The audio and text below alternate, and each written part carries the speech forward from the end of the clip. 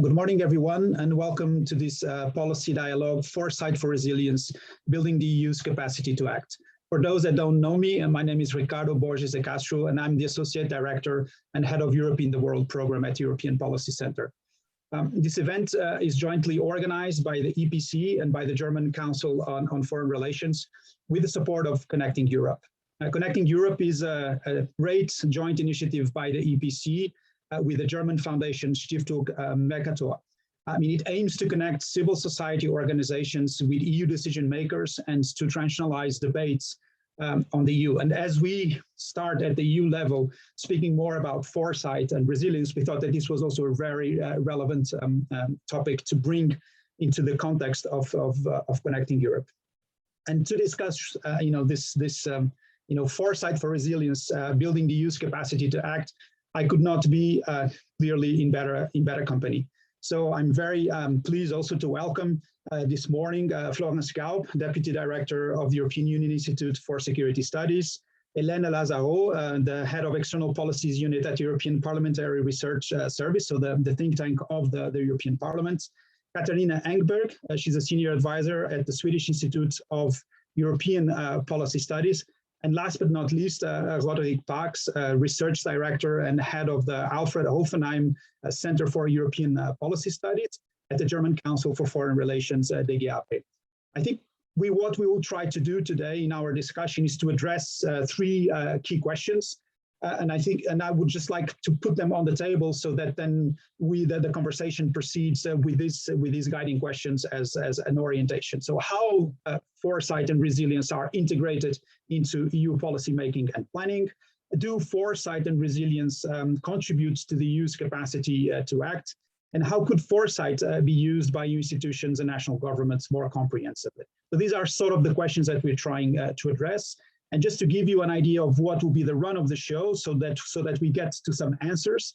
Roderick will start with a brief presentation on a new project that DGAP has been working on that brings together foresight, resilience, and capacity to act. Then Florence, Elena, and Katarina will have a first reactions to Roderick's presentation, 3 minutes. And then I will have a conversation with them, and then I'll open the floor. So if you would want to ask questions, if you already have your questions, you can use the Q&A box at the end of your screen, or you can also raise your hand and then I'll bring you into the conversation. Welcome to everyone that is listening in. I think we had about 190 registrations for this morning, and especially welcome to our four speakers. We are delighted to have you with us. And without further ado, I would give the floor to Roderick. Roderick. Lovely. Thank you very much indeed, Ricardo.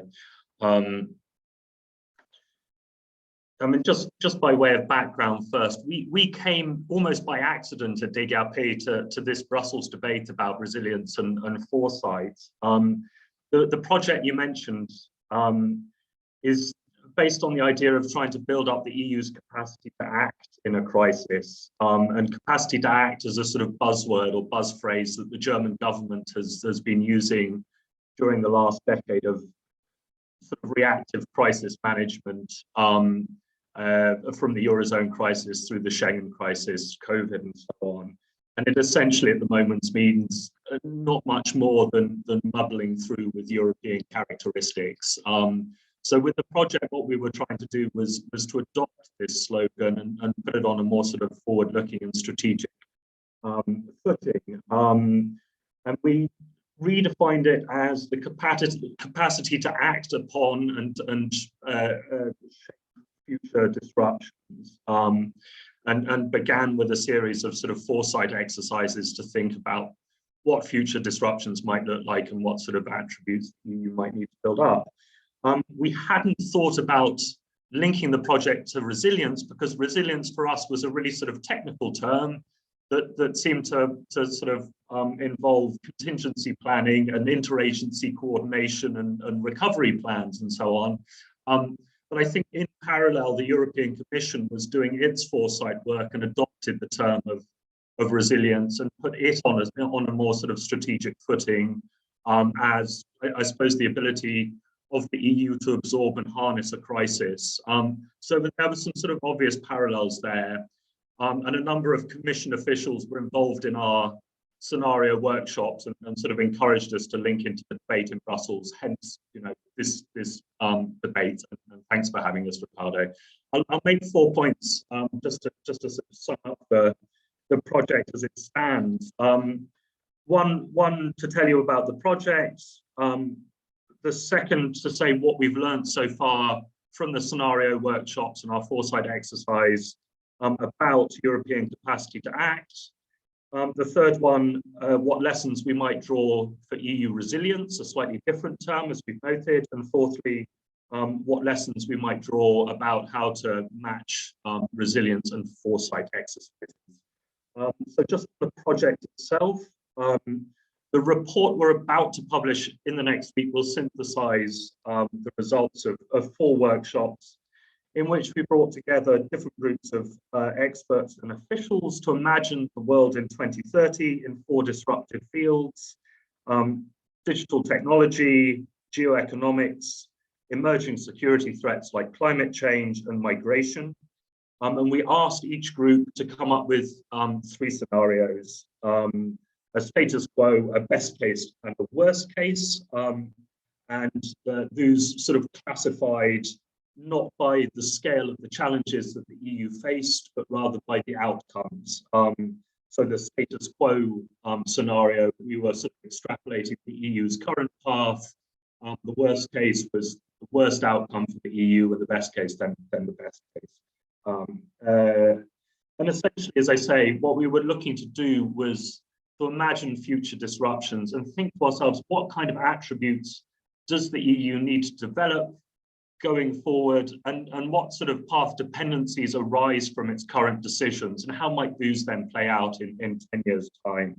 And essentially, I suppose, looking at the difference between the best case and the worst case, and what can we learn from those. So my colleagues will publish these reports over the course of the next sort of 3 or 4 months, and this is really to get a bit of initial feedback.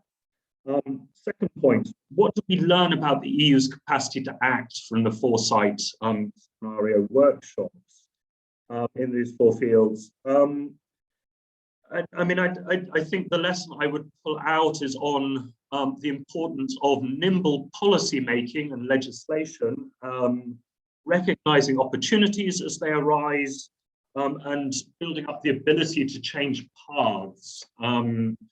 So we found, a lot of, I suppose, fairly familiar lessons about how the EU might do that in terms of building up its internal cohesion and investing in foreign relations. But I think the interesting lesson that ran across all the scenarios was how often the EU blocks itself from changing paths because it's stuck in old assumptions. And the scenarios that we'll publish sort of show that we've taken 2 variables for technology, for migration and so on, that are usually held in a kind of cause-effect relationship by policymakers. And we've actually given them 3 variations of that to show that in the best case scenario, the EU managed to break that cause-effect relationship. And in the worst case, it remains sort of trapped in old thinking. So we showed that, the old assumption that the way to ensure a beneficial tech environment for the EU is not through regulation, through AI, through GDPR, and so on. We showed, I think, accidentally, that the way to deal with emerging security challenges is, like climate, is not through high EU target setting and norm setting as it's doing in the climate sphere.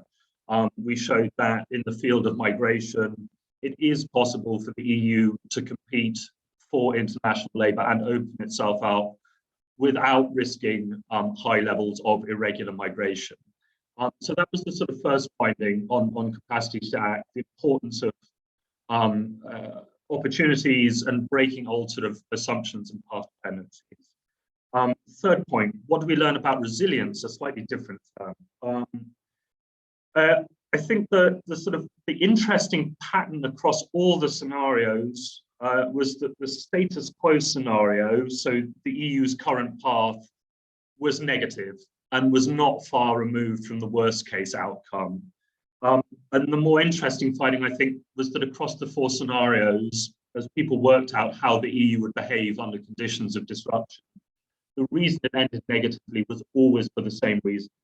And it was because the EU was trying to pursue a very narrow understanding of strategic autonomy, and specifically trying to sort of leverage what's been called the Brussels effect. So essentially, the EU closes off its markets in order to leverage access to European consumers, in order to spread its regulations abroad in a sort of unilateral attempt to regulate globalization.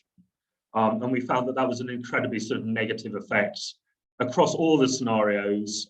It was perceived as the sort of status quo path that the EU was on, and it made the EU incredibly vulnerable and brittle because it closed the EU off from globalization, from access to human and natural resources, and the heavy regulation at the same time dented innovation inside the European Union. So that effect that you see with sort of GDPR 2.0, the AI regulations, climate targets, etc., that there was a sort of negative dynamic. Last point, my last minutes. What lessons might we draw about using foresight and resilience together? Again, I mean, there's lots I think that could come out of the exercise that we did.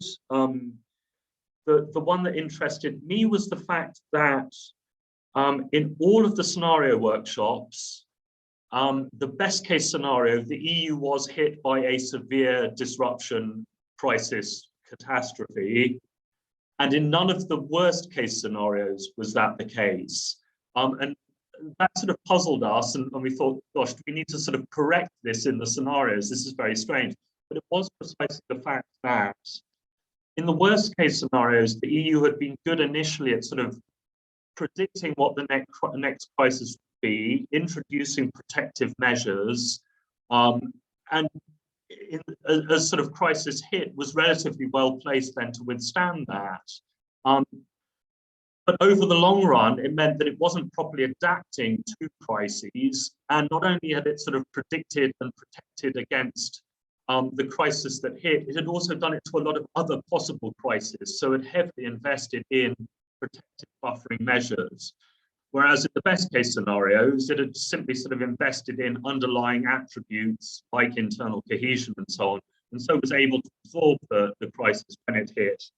And so I guess, you know, last word for us, the lesson is that if we're thinking about how to use foresight and resilience and the kind of exploratory, speculative foresight exercise that we did, that we were sort of thinking, what are possible paths, what are possible futures, how might the EU behave under this condition, and what do we learn from that, is more valuable for resilience than the sort of predictive projection threat analysis side of things. But we also found from the worst case scenario that probably trying to get anything done in the EU, you need to rely more on the predictive, projective threat analysis in order to mobilize people in a complex system. So I end with that sort of dilemma. Thanks.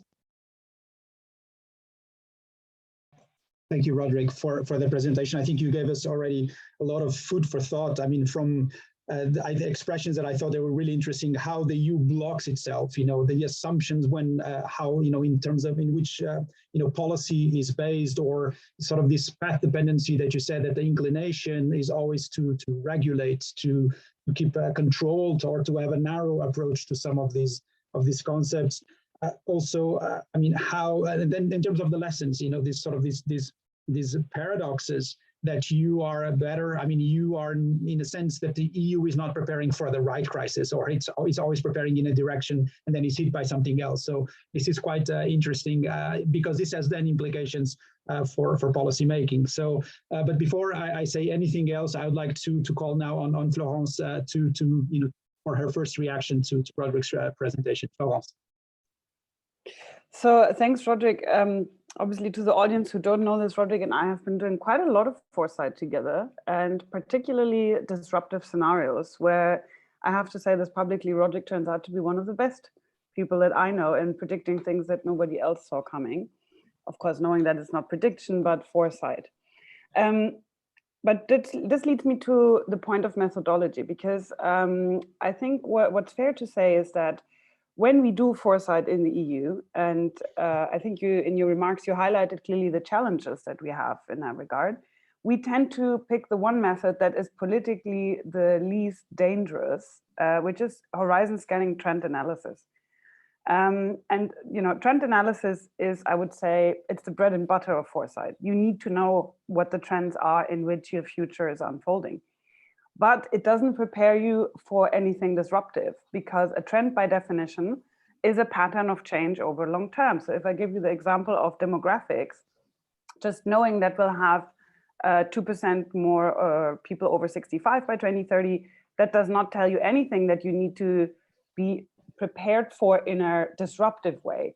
It tells you something about, something you need to prepare for slowly, changing welfare system, et cetera, but not the disruptive nature. And I think when we talk about resilience, this is one of the big non-dit, it's never said explicitly, but when we talk about resilience, actually we mean resilience to shocks. And a population slowly aging is not a shock. And the only tools we would have available, the only methodology that is available for disruptive shocks are scenarios. And as that, we struggle because scenarios, by definition, go to places where it can be dark, can be controversial, and we can say things that are on our mind, but would never say that publicly. So I would say that there is an in-house culture. I think, Roderick, you said the EU gets trapped in old thinking. I'd say yes, but it's not just that. I think it's also wishful thinking or fear of something bad happening that stops us from even mentally going to certain places and play around with scenarios. So I think that's one of the challenges that I see also in the SPAS network that we the EU Foresight network. All we do really is trend analysis, horizon scanning.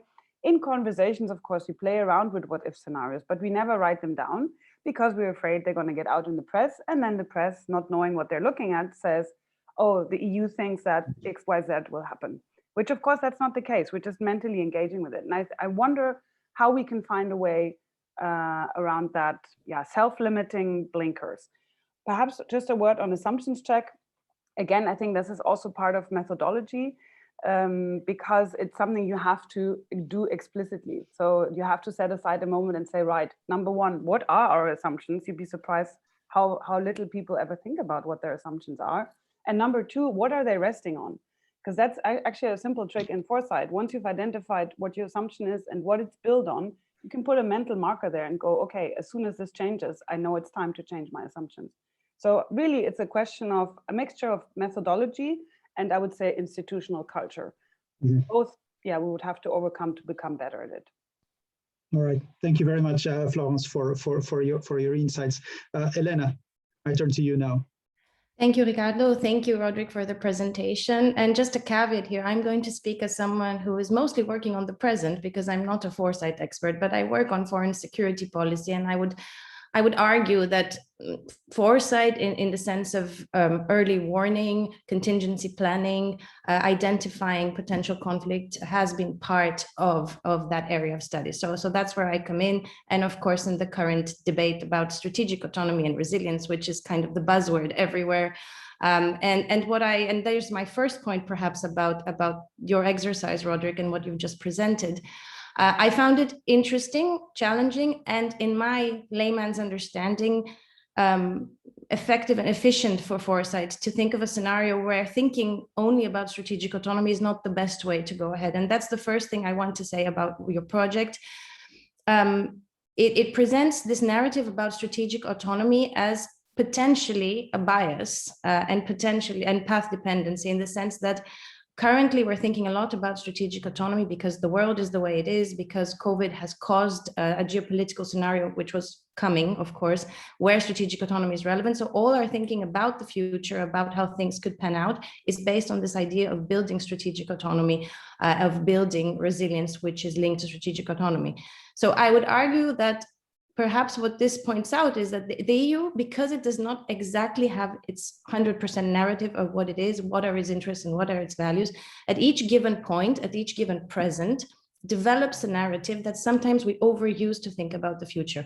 I think it's being done now, and as you point out, I would argue it was done in the early 2000s, where the overarching narrative was, effective multilateralism, liberal institutionalism. All the resilience would come from multilateral institutions, and that was a completely different way of thinking about the future. And I think perhaps what you're cautioning there is, don't get trapped in one narrative that is constructed by what we think the short-term future will be like, because it's based on the present, and sort of think bigger. So I think one thing that's interesting is thinking of strategic autonomy as perhaps a potential future, a potential necessity for a future, but not the only one. So I think that's very interesting. A second point that you highlighted in your presentation, and also it's very evident in your work, I think, is how this regulatory power Europe again has become the dominant narrative of how Europe will ensure its resilience. And I think that's a good way of thinking under current circumstances in digital, in green, and other things that are happening. But as you point out, it is also very dependent on what future external developments are like. So I think regulatory power is indeed, as you say, a way forward. But if there's too much narrow-minded focus on that, we may end up not seeing other opportunities which could come from geopolitical developments around. And the third, and perhaps that's a point, a policy point to take away for Foresight, and I would argue for resilience as well, is your point about nimble policy making and legislation. I think it comes as no surprise. Everyone who talks about the EU, of course, highlights this as a main problem in preparing for the future. And obviously it has to do a lot with the way regulation is done in the EU. It has to do with the time between a proposal and a legislative piece. It has to do with the political consensus, most of all. And I would say that I could sense in your work this idea, which is not mine, which is everywhere, which is that basically understanding the EU as an entity, a cohesive entity which faces common threats and common challenges, is this political consensus is very important for regulation and for legislation to go in a way where a future towards the future in a way that is a future prepared for a different scenario. So that's what you inspired me to think. Thank you for that. Thank you, Elena, for your reflections. Katarina, I go to you now. Well, thank you very much. And thanks to Roderick for your presentation. Obviously, I've only read your executive summary, so it's difficult to cut through all the different variables that seem to underpin your analysis. So if you allow me, I'll make a remark more departing from my own experience as working with the government in Sweden or with Foresight and strategic planning in general.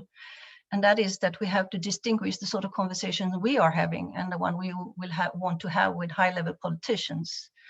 For example, for me, strategic planning, foresight allows for politicians to have a breathing space, to think aloud, and to open their mind in a conversations with civil servants, analysts who provide the background material.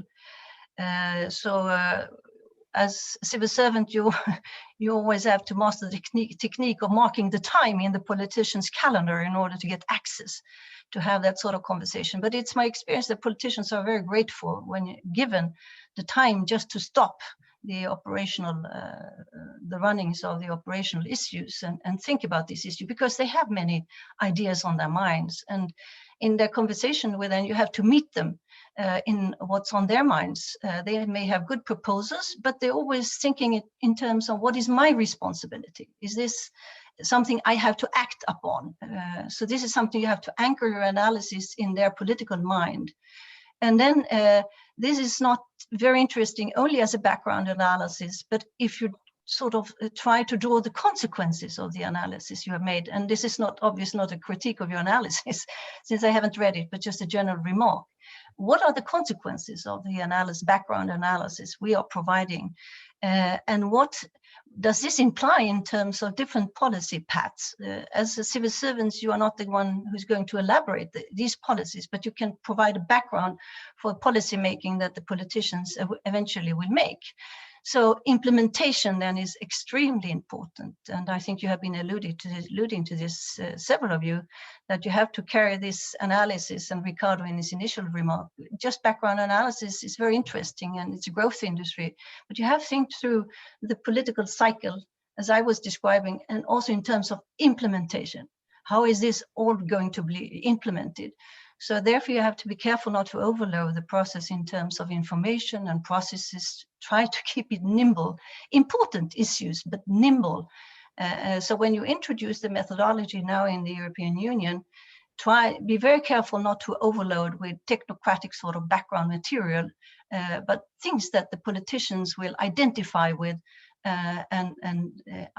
identify with and identify as important, and do not underestimate their ability to think ahead themselves. So think of this as a conversation. I have some other remarks, but I think that's in terms of Ricardo's initial remark, the linkage to political reality. That's the point I wanted to make in the beginning of our conversation. I can come back to resilience and other issues. Thank you. Thank you, Katarina. And I think, that point is really, it's key. For any type of activity that we do, and especially on Foresight, if you are not able then to translate this into a language that you just mentioned, that you can actually then make your points to decision makers and policy makers, then, our job just becomes a little bit harder.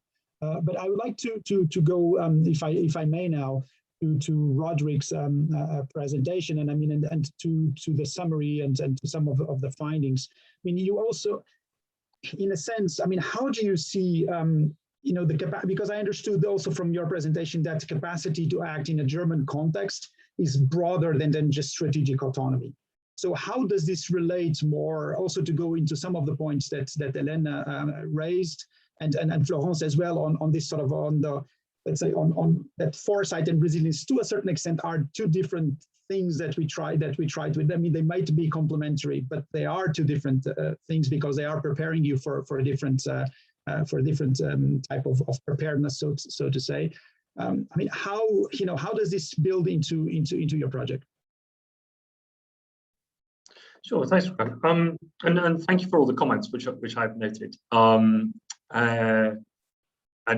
maybe quickly to Katarina, the reports that we will be bringing out over the summer specifically translate the background analysis into policy recommendations.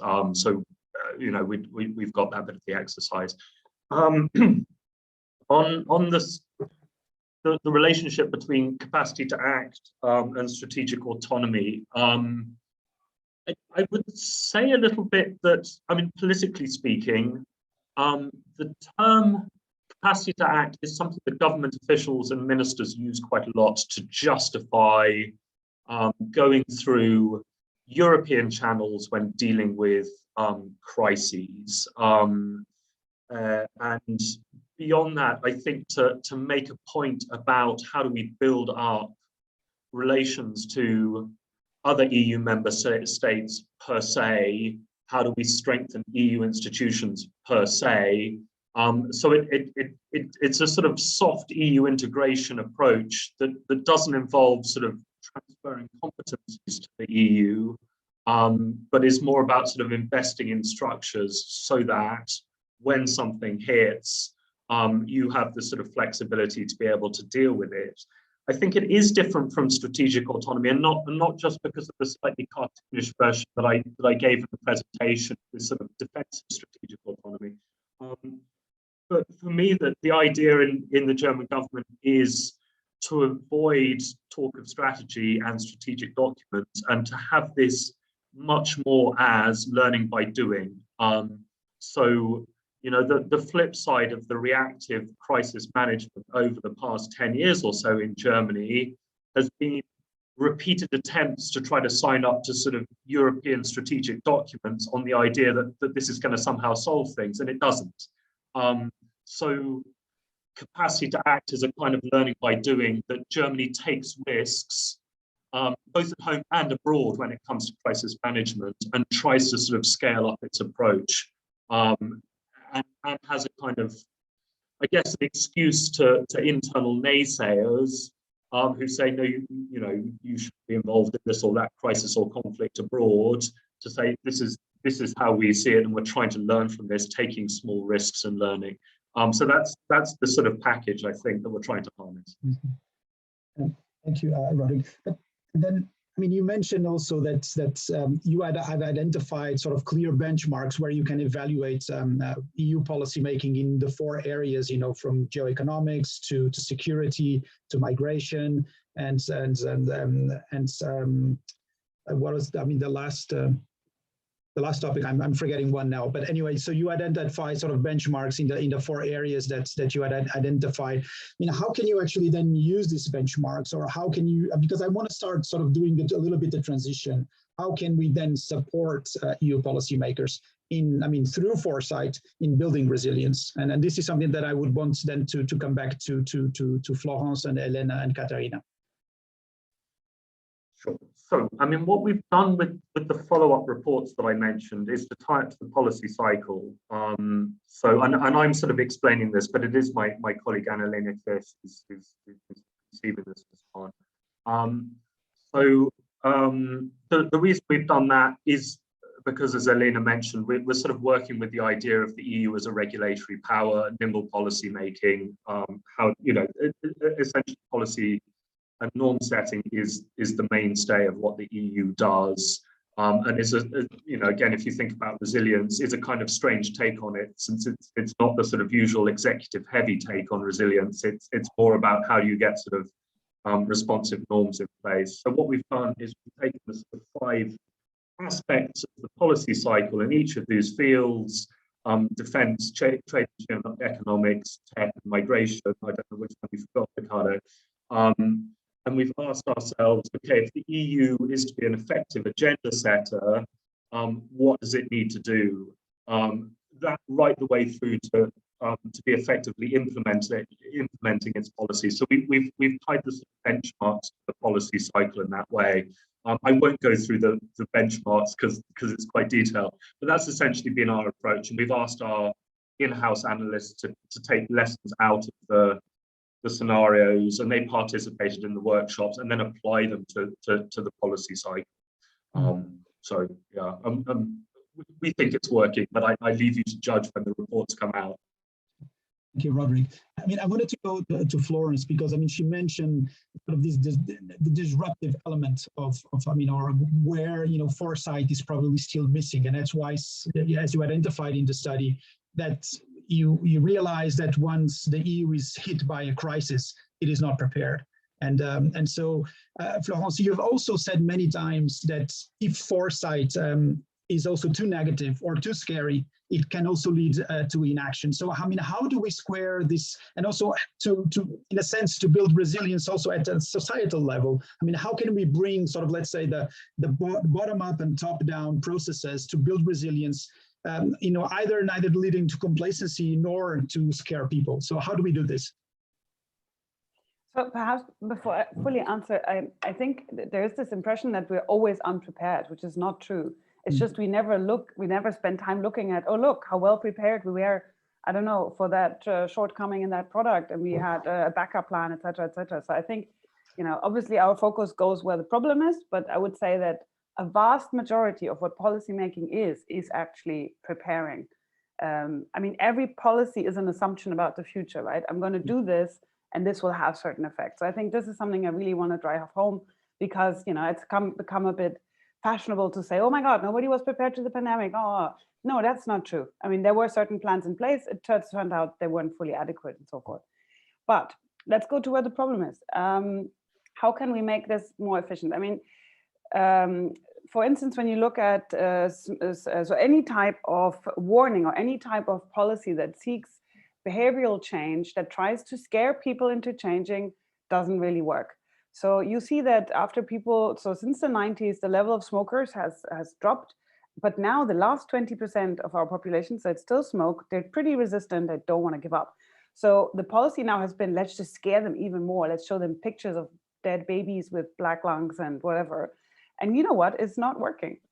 The same goes for climate change. A lot of the climate change conversation is frankly just scaring people into not doing anything. So why is that? And what can we change about it? when you are confronted with something that is overwhelmingly negative and the changes required to address them are humongous, you will fall into paralysis, you will do nothing.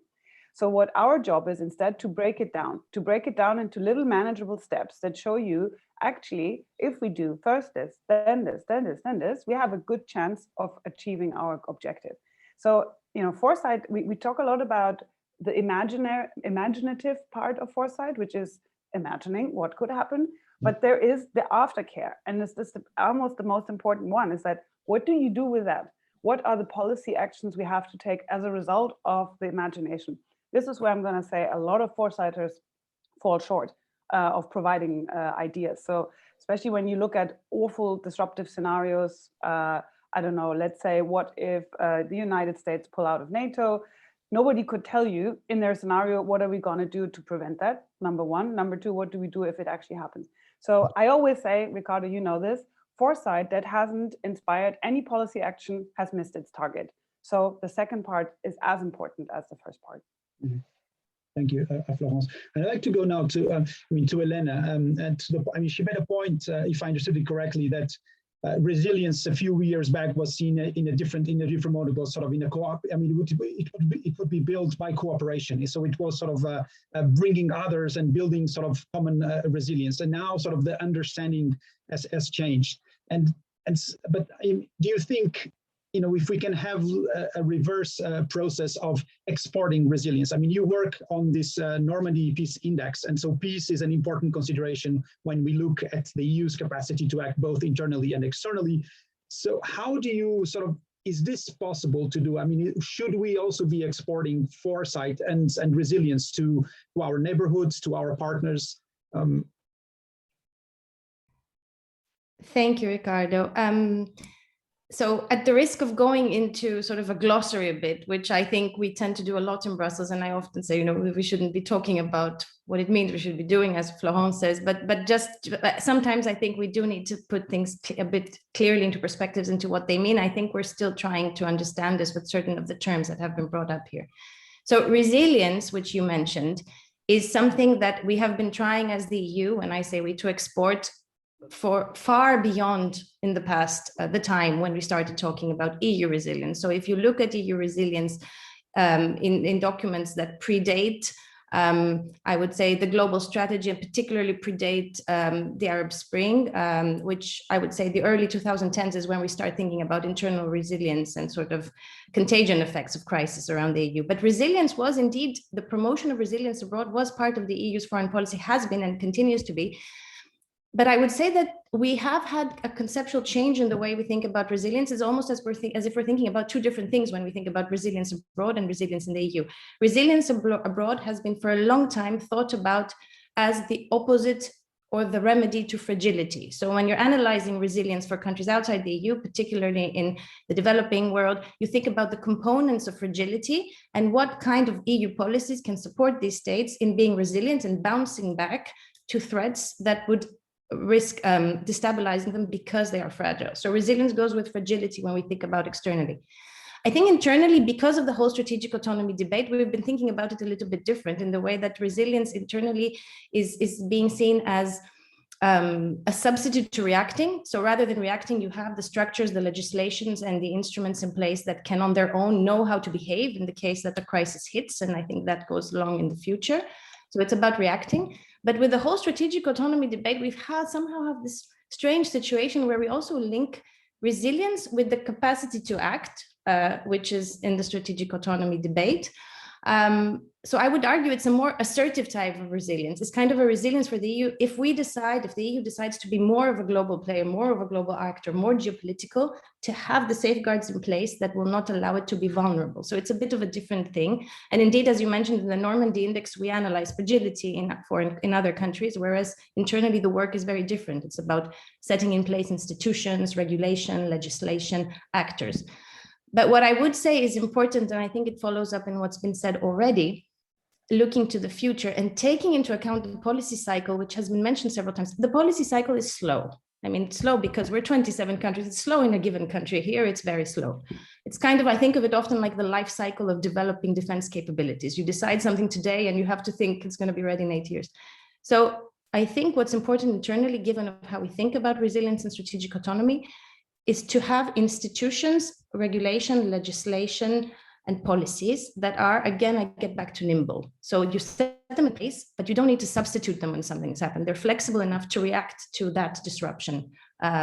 So HERA, for example, that is being set up now to explore the new variants of COVID, that should be flexible enough to be able to do the same thing for the next pandemic, not to have to set up a new institution at that time that will do this. So flexibility and nimbleness.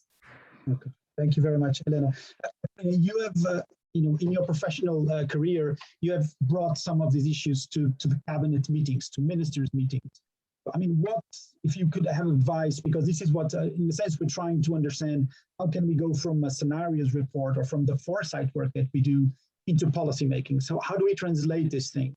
So what were some of the issues that you thought that were helpful or relevant, and how were you able to go about it? Well, thank you for allowing me to expand on this. Just first on a conversation with ourselves about techniques and resilience, and then I come back to your question if there's time. I think scenarios, that's for specialists, not for conversation with politicians. And in case it's not about climate change, currency, change of currencies, things that are more technical in nature.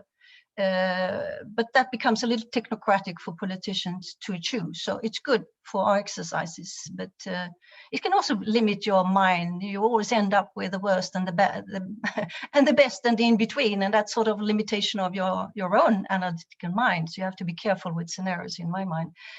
For politicians, they find themselves often in the field of the interaction between different trends and different developments.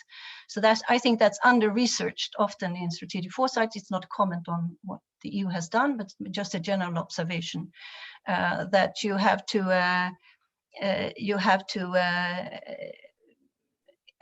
to imagine both positive and negative outcomes.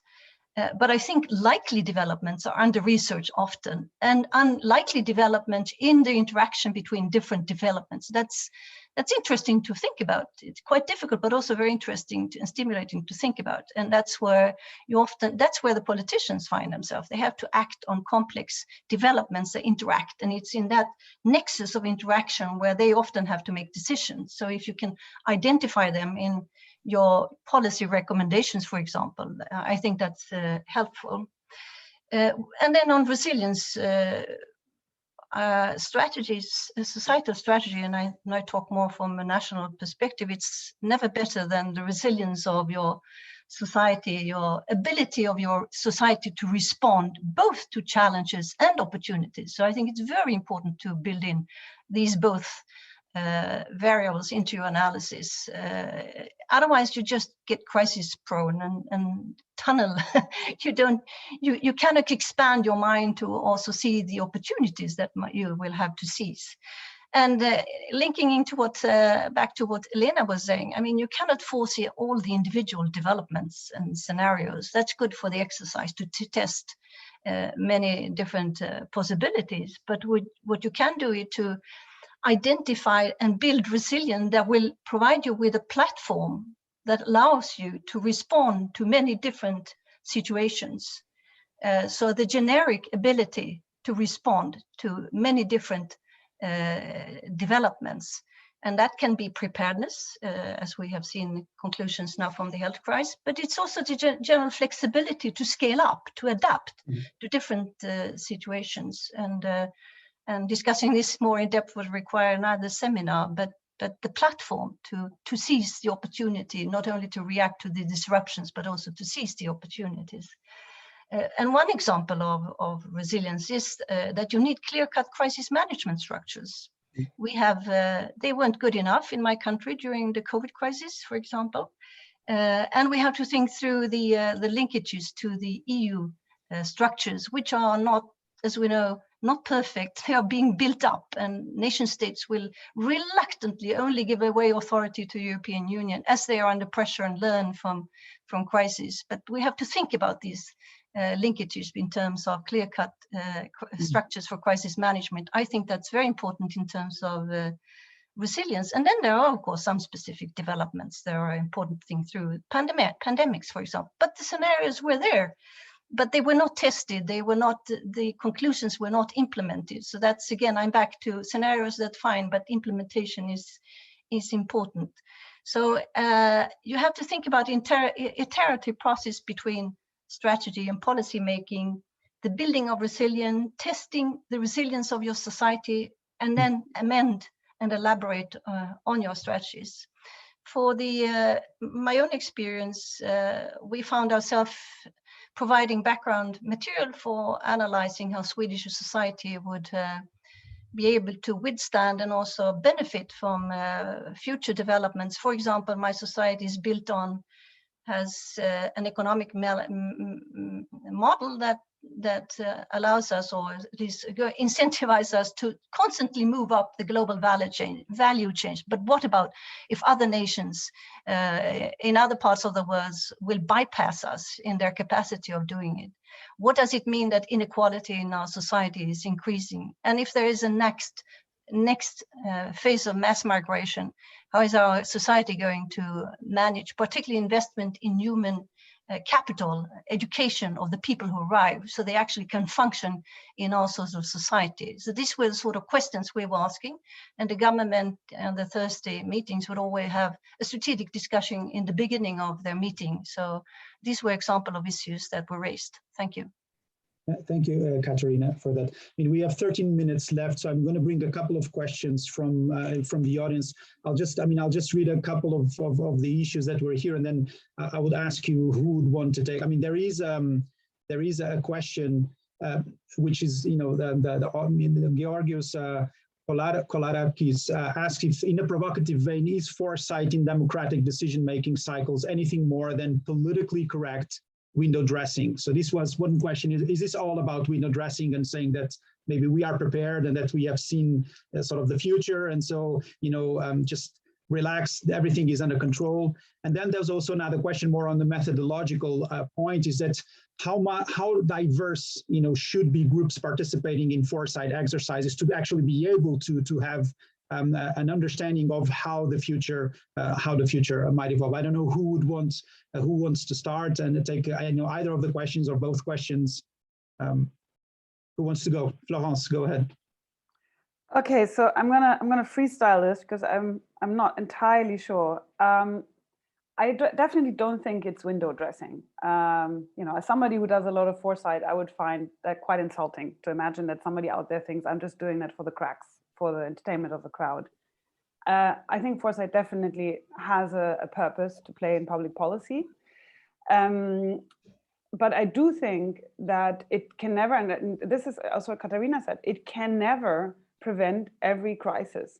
So there was actually a time in the late 19th century when there was like a surge of technological innovation, and people were suddenly convinced that the future one day would become completely predictable. Imagine that, that's what they thought.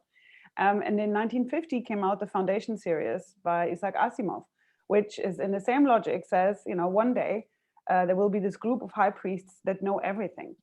And I think perhaps what this question suggests is that we could have prevented these crises, but we chose not to.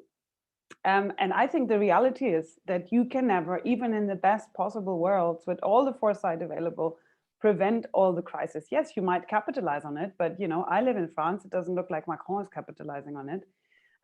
So I would say the answer is no. I also smell slightly a conspiracy theory element to this, you know, like, oh yeah, they could have prevented Pearl Harbor, they could have prevented September 11, they chose not to because it was better for them. I see both Pearl Harbor, and actually not just I, it's a consensus that both Pearl Harbor, September 11 were a failure of imagination. And, you know, there are loads of crises, loads of terrorist attacks that you never hear about because they haven't happened. Nobody gets any glory for it other than perhaps, you know, the intelligence analyst that said this is happening, and it's still being diverted. So I think I will say no, I don't agree with that point. Thank you. Perhaps, Ricardo, can I just quickly say something about the diversity thing? Yeah, please go ahead. Yeah, and then that's obviously, I cannot stress this anymore. Yes, it's ultra important. You know, because the more divergent views you have on a topic, the better your 360-degree view will be.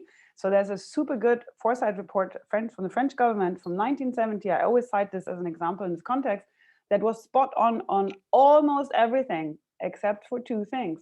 Number one, migration from North Africa to France. Number two, the entrance of women into the labor market. So you and I can imagine that probably in that group, there were no people, no people from North Africa and no women, because they could have probably given some ideas on what was going on in these two circles. So how do we ensure it? It's a perpetual battle, because when you already are in an institutional setup, you cannot just go out and then how do you choose people, etc. But we always take great care that in our settings, it's different ages, different professional backgrounds, different genders, different, you name it, to guarantee that. Yes, Elena, go ahead. Thank you, Ricardo. Just to add, I think there's a link between these two questions in some way, because I think one thing about the EU is that, of course, there is this diversity of views, and it's member states, but also, as Florence said, if you try to take into account all the generations or the genders or the ethnic groups. So the thinking process could involve all of those diverse views, but for the EU to get down to a implementable of sorts document, these things are always narrowed down. So you have a discussion, if you're thinking about the trends and the future, so many points of views could come up in a document where you listed every single point of view, but to have a document with an implementable strategy agreed upon by everyone, it gets watered down.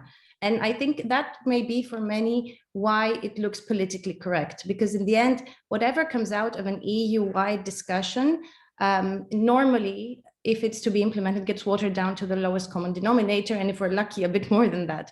So it looks politically correct, but it is that way to be implemented. So it is because the diverse groups need to agree on something. I think this is not just about Foresight, this is just about any document that comes out of the EU. However, I would argue perhaps that it's not completely political correctness, because I would say, and I'm not a Foresighter, but I listen to what Foresighters say, there is often there the admission of mistake, the admission of regulation that has been perhaps not effective, the admission that things need to be thrown out. So there is a process as well in recognizing mistakes. So I would say the truth is not necessarily one way or another.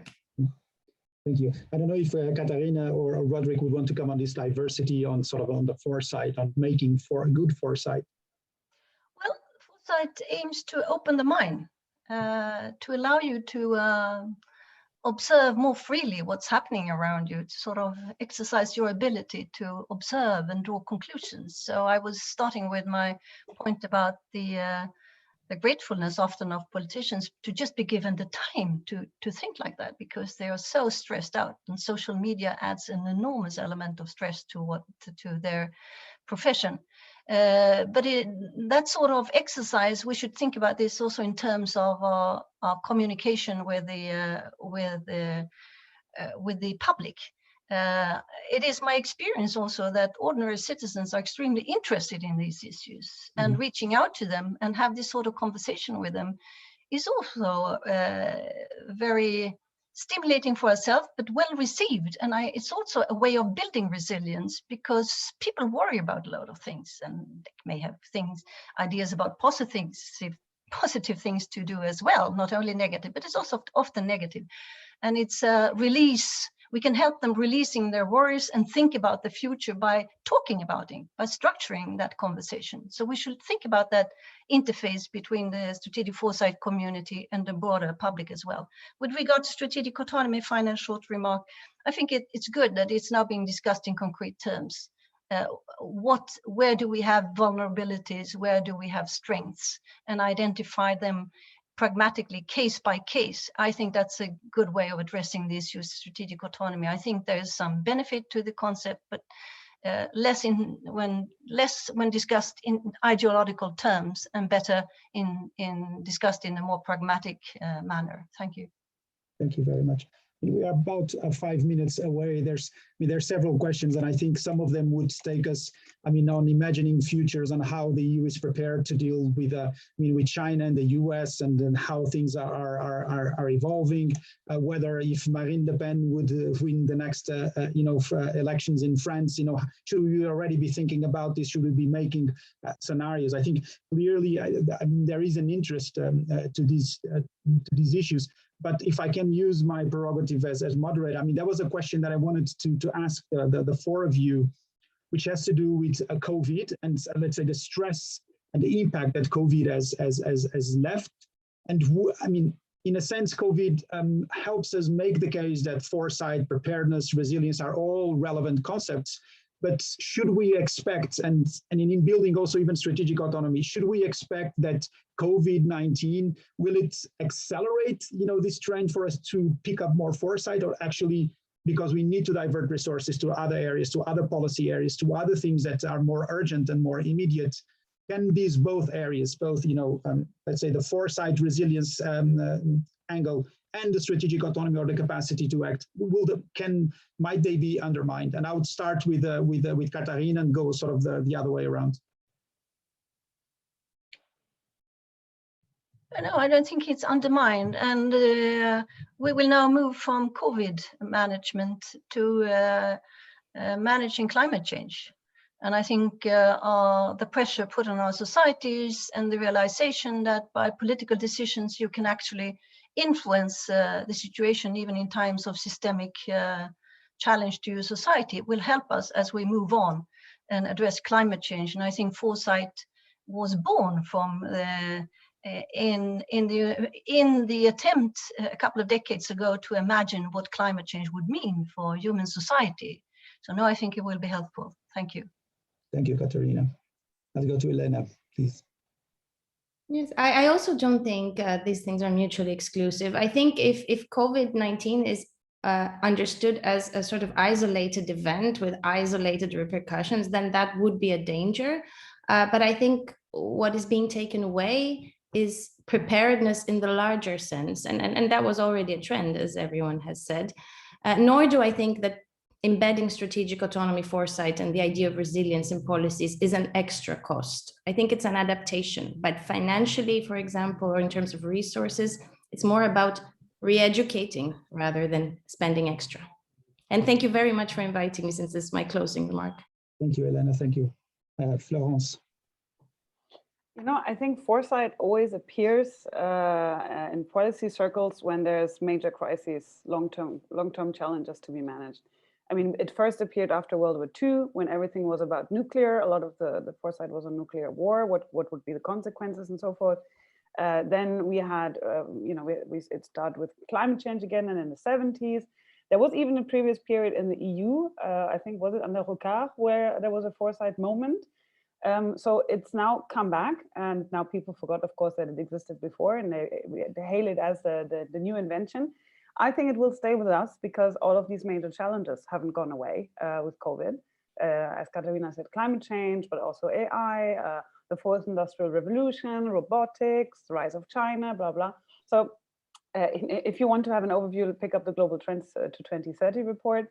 But I think all of these are an indication that we will continue to need foresight. And I think that's actually in general a useful tool. But my concern is that should we come into calmer waters, let's hope like in 10 years or something, we will probably put foresight again to the side and forget that it's useful until the next big crisis hits. Thank you, Florence. Roderick, you have the last word. Yeah, thanks, Ricardo. Maybe a quick word first on the diversity issue. For our workshops, we try to sort of focus on the global picture, but then the need to bring in the EU perspective and how it might respond under stress meant that we needed EU specialists, and the EU is so bloody complicated that brings you down to a relatively small group of people. So that quick word. And on how the sort of foresight industry will be affected by COVID, I think there'll be a bit of a boom, but probably of the wrong kind. If the narrative takes hold that we failed to predict COVID, then you will see a huge sort of boom in people offering to predict the next crisis and drawing investment into all sorts of different directions. And as has been mentioned, I think by Katarina, you know, we had scenarios in place for this. It was an implementation problem. So we're sort of learning the wrong lessons and using foresight in the wrong way if that happens. Thanks. Well, thank you very much. I mean, I wanted to thank the four of you for joining me today. I mean, each of these issues would merit an own policy dialogue. We tried to merge the three in a single and in 1 hour, so it's very little. So we just scratched a little bit the surface, but I think we can continue this conversation. It remains to me also to apologize for all those that asked questions and I couldn't bring in those questions. And to thank you all for joining me. The next EPC Foresight event will be next Tuesday. We will be presenting Spain 2050 with the Spanish Office of Foresight and Strategy, with other group of colleagues discussing how to bring foresight into governments and into the EU. So thank you again all for joining me today. I'm delighted, and I take away that for us to be successful at this, we need to implement, we need to lead to action. Foresight needs to lead to action, and I will finish with that. Thank you very much. Have a good day, everyone. Bye-bye.